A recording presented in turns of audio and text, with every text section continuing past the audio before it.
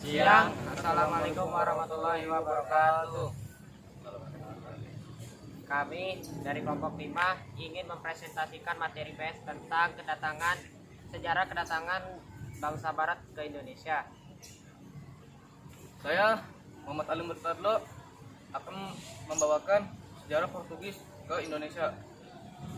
Bermula dengan ekspedisi penjelajahan pertama yang dikirim dari Malaka yang baru ditaklukkan pada tahun 1512. Bangsa Portugis adalah bangsa Eropa pertama yang tiba di Nusantara dan mencoba mendominasi sumber-sumber rempah-rempah berharga serta berusaha menyebarkan Katolik Roma. Salah satu lokasi rempah-rempah di Indonesia Timur yang terkenal adalah Maluku. Setelah sentral perdagangan rempah-rempah di Malaka berhasil dikuasai, bangsa Portugis segera mengalihkan arah ke Kepulauan Maluku yang terdiri atas berbagai kumpulan kerajaan yang awalnya berperang satu sama lain namun memelihara perdagangan antar pulau dan internasional.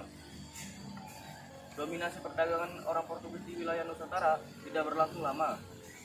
Portugis mengalami kekurangan bahan makanan, dana, dan sumber daya manusia. Kedudukan Portugis di Nusantara juga semakin goyah akibat terjadinya pertikaian dengan berbagai kesultanan setempat. Pertikaian tersebut terjadi akibat perebutan pengaruh dan dalam bidang ekonomi, politik, maupun agama. Dalam perseteruan itu, pusat kekuasaan Portugis di Malaka sering mendapatkan serangan dari sejumlah kerajaan muslim di sekitarnya, seperti Aceh, Johor, dan Demak. Akibatnya, kota yang pernah menjadi bandar perdagangan yang ramai itu menjadi sepi sehingga orang Portugis pun merugi.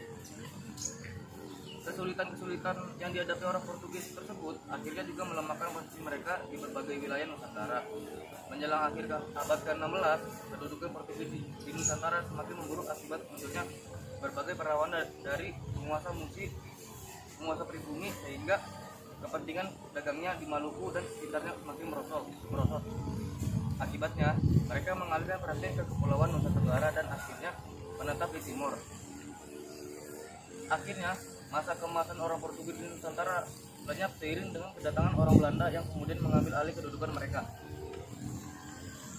Saya Teguh Rumis Semurang, sejarah Belanda di Indonesia.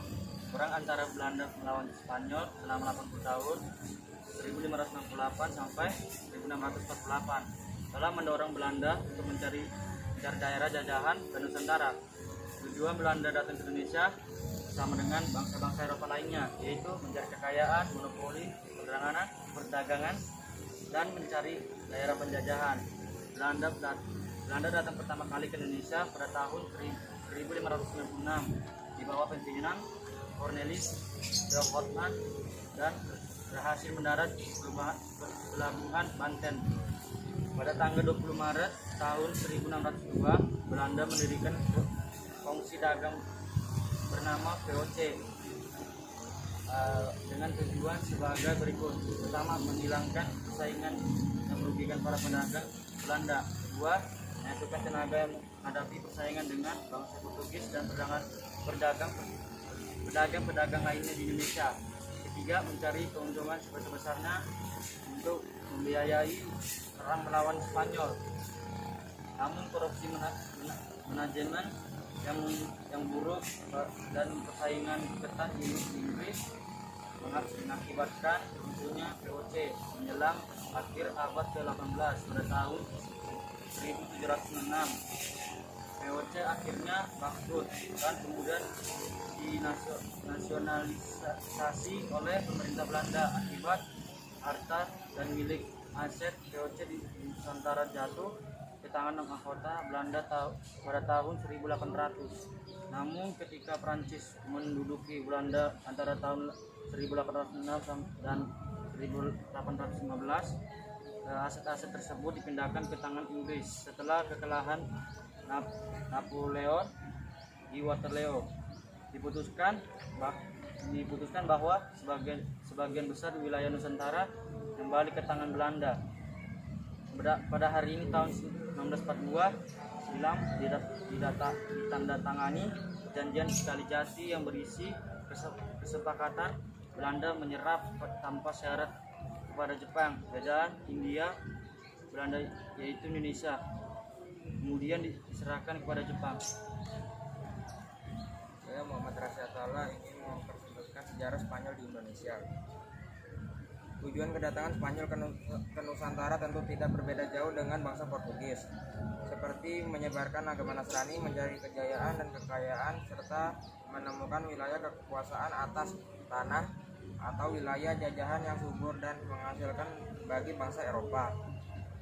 Kalau Spanyol datang ke Indonesia, tepatnya di Maluku pada 8 November 1521, dipimpin oleh kapten yang bernama Juan Sebastian Elcano.